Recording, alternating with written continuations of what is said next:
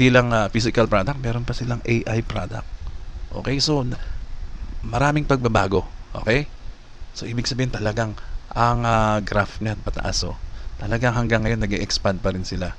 Magiging kasama tayo dyan. For example, nandito tayo magjo-join, no? Nandiyan tayo magjo-join. Ayan ay aakyat pa rin ng aakyat, parang Bitcoin yan. Okay, kung dito pa lang tayo ngayon, so yan, dito tayo papasok sa reset. Okay, ito ay napakagandang idea kasi meron tayong, syempre, alam nyo na, pagka ikaw ay isang member na talaga naging successful na dito, talaga magkakaroon ka ng magandang idea, no? Kaya ang gagawin na ng ating sabihin na lang natin ng big boss natin dito, ha, sa reset na to, yung magpopondo sa atin ay maghahakot ng mga leaders dito sa Philippines. Alam niyo naman, pagka Philippines, ang daming magagaling dyan, ang daming leaders sa Pilipinas na talagang humahakot ng mga mga tao dito sa industriya, no? Lagi tayo nagiging top kahit pa US company. For example, dito na lang sa Live Good, no? US company yan, pero nagtatap ang Philippines dyan, ha? Tandaan nyo, ha? Ito USA din to, o USA company, pero tignan mo, pag pumasok tayo dito, ay yung especially yung mga leaders, ha? I-reset natin yan, magi-start tayo, ito yung present data, magre-reset tayo dyan, bigla tayong bubulusok yan pataas. Ganyan ang aking nakikita dito sa idea ng Big Boss. Okay, meron tayong Big Boss dito. Itong Big Boss na to, syempre, malaki na kinita, no? Syempre, kayang-kaya niya tayong pondohan dito. Meron tayong Big Boss. Yung Big Boss na yan, ang sabi niya, okay mga leaders, dyan sa Philippines, alam ko, nandyan lang kayo, pumasok kayo sa amin, sa grupo namin, ako ang bahala sa entry nyo. Okay? Ikaw na leader ka, okay? Ikaw na leader ka sa Philippines, ha? Okay, ikaw na leader ka, pumasok ka sa akin, babayaran ko ang entry mo, papadalang kita ng product. Okay, ito product. Papadalang kita ng product via UPS. Okay, papadala natin sa Philippines yan. Sa'yo yung product na yan, wala kang babayarang entry. Ipapasok kita dito sa new company na to. Actually new, pero ano na, no? Luma na. Okay, papasok kita dito sa company ko at magre-reset tayo. Okay? Leader ka, ha? Leader. Kailangan leader. Siyempre, ang leader nagtatrabaho, nagwo-work, no? Kailangan mo maging leader. Pero not necessarily yung leader na talagang kumita na, yung talagang marami ng grupo. Bibigyan din ng chance dito. Yung talagang meron bang pangarap, gusto niya mag-work, gusto niya maging leader din, pwede ka din dito, no? Gusto niya rin maging successful sa network marketing industry, pumasok ka dito, no? Huwag mong isipin na sila lang ang leader, ikaw ay magiging leader din, no? Kailangan ka namin. So, wala kang babayaran dito na galing sa bulsa mo. Bahala na si Big Boss, okay? Bahala na ang Big Boss natin dyan. Siyempre, makapal makapal ang wallet. Okay, lahat na kayo papasok as free. Okay, free, no?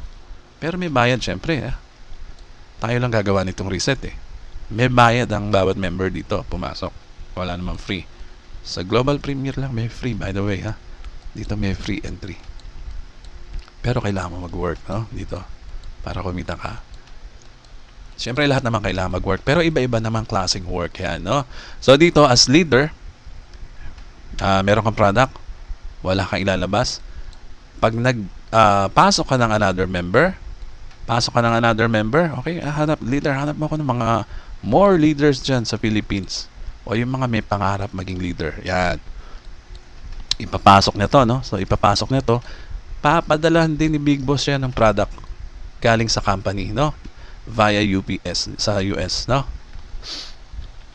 So may product, may walang babayaran, i-deliver yan sa bahay, sa doorstep mo, okay? Wala kang babayaran. Ito, si leader, may commission. Syempre, meron na kagad siyang pinasok. May commission siya na minimum of $20. Okay? Kumita na kagad siya dito. Free lang din ito papasok, no? Free. Okay, sagot ni Big Boss yan. Free, okay. Ang galing, no? Pero hindi yan free. Tandaan nyo, may bayad dyan. O ngayon, ito bang another leader na to, pwede ba siya mag-recruit din na ipasok? Na free rin? Yes. Pwede. O may kaibigan ito na may pangarap, okay, gusto rin maging leader. Ipapasok nito. O bibigyan ka ng big boss ng product, ng company, no? Papadala sa'yo. Free ka rin. Okay, meron ka rin $20. Ito may $20 din. And so on. Sabi, boss, hanggang ilang tao ba pwede natin ipasok? Hanggat kaya mo, hanggat gaano karami ang maipasok mo, walang problema sa akin. Kayang-kaya natin yan. So, kahit ilan yan, sabi ni Big Boss.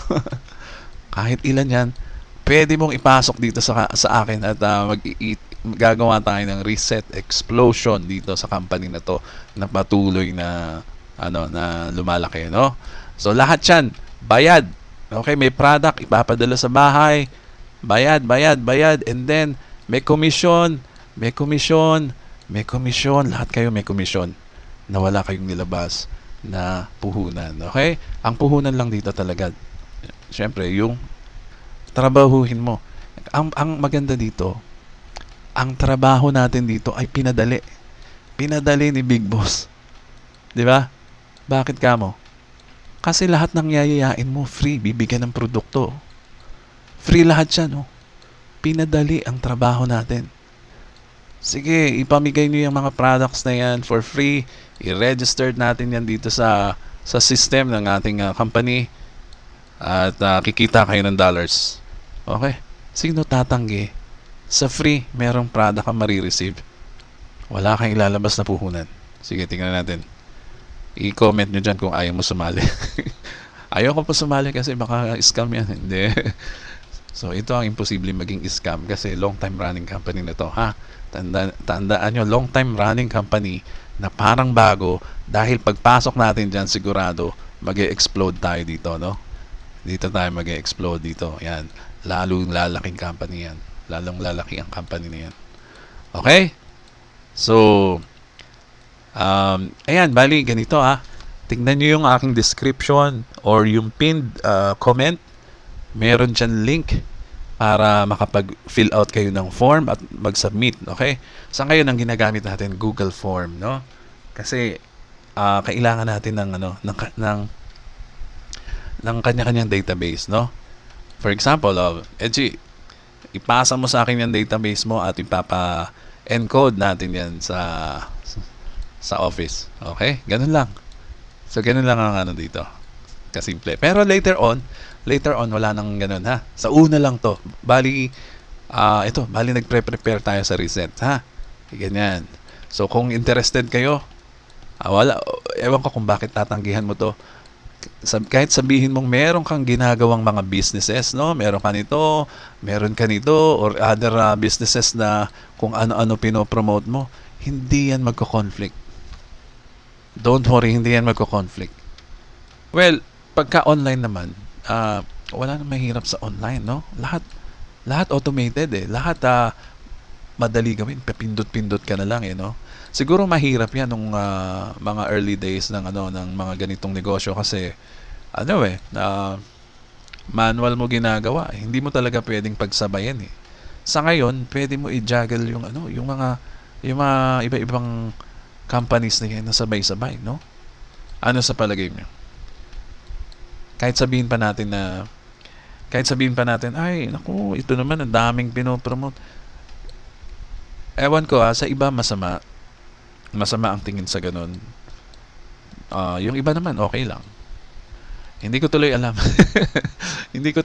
Pero, ang maganda niyan, kung merong magandang opportunity, why not? Bakit hindi mo isingit, no? Kung merong magandang opportunity na makita mo, pwede naman eh. Kung sabihin mo naman ito, magko-conflict dito.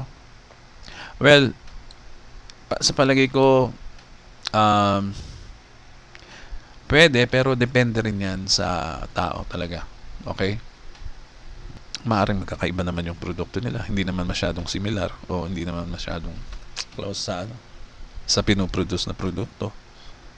Maaaring yung product nito wala dito. O yung product nito wala dito. Okay? So, okay lang din yun. Okay, medyo nahinto ako dun sa, kasi maraming maraming na-turn off din, no? Pero wag kayo ma-turn off. Ang sineshare natin dito kung saan pwede kumita ang tao, no? Kung saan pwede tayo makatulong, kung saan tayo pwedeng makakuha ng extra income. Walang problema dun, walang masama dun, no? Kaya yung mga nandito, huwag kayong sasama ang loob kung yung ibang member ay may ginagawang iba. Okay? Ako nung una nagagalit ako doon. Sabi ko, meron ka na, busy ka na. Busy ka na dyan sa isa, tapos meron ka na naman bago. Medyo merong pagkakamali yung ibang ginagawa ng ibang tao, no? Kasi kunwari itong itong GP Global Premier, no? Hindi pa naglo-launch, meron ka na naman bagong pinopromote. Yun medyo may kaunting doon. Hindi ko gusto sa ganun, no? Hindi mo pa alam kung ano mangyayari dito, tapos sinabay mo yung isa. Parang wrong timing ba, ganyan.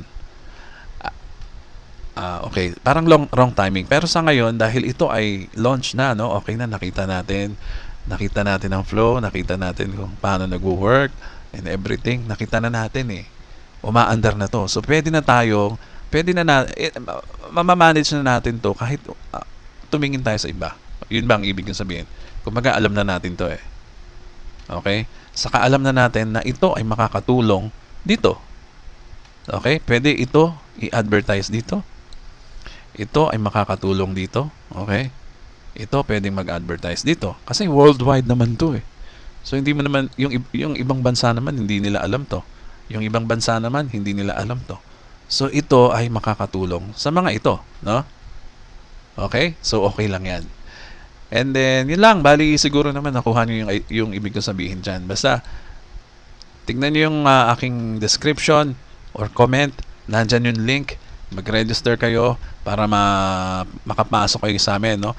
Wag naman sana yung papasok kayo dito para magkaroon lang ng product, ha? Kawawa naman yung ating big boss. Okay? Tapos wala na kayong gagawin.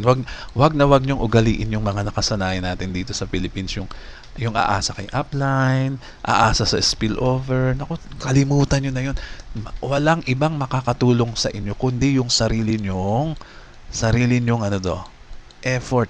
Okay? Mag-effort ka para umasenso ka, no? Magtrabaho ka, gawin mo yung mga tinuturo namin, gawin mo yung dapat gawin, no? Wag tayong palaasa, no?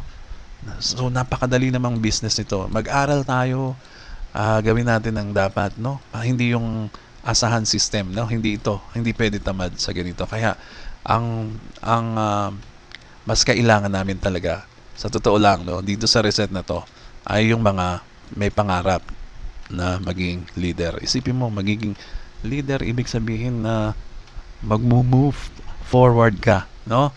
Sa kinakalagyan mo. Ayan, para maging leader. Okay, so yan, balian muna. Ito po si Edgy Garcia. Mag-subscribe na rin kayo sa akin. Maraming salamat po.